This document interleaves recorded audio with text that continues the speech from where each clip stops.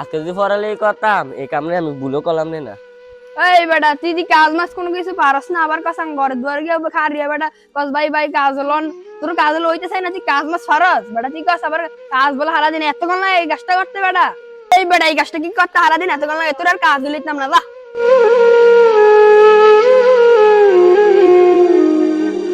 রাব্বি ভাই, সে কাজ করে ভাই, সারাদিন কাজ করতে গেলে একটা মানুষ ভুল করতেই পারে।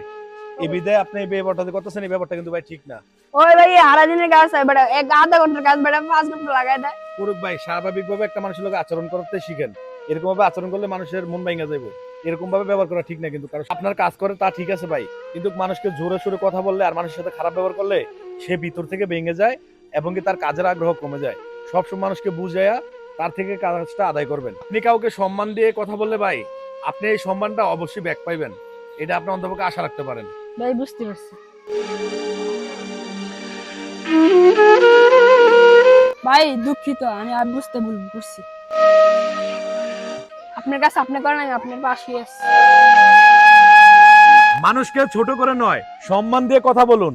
তাহলেই সম্পর্ক বাঁচে।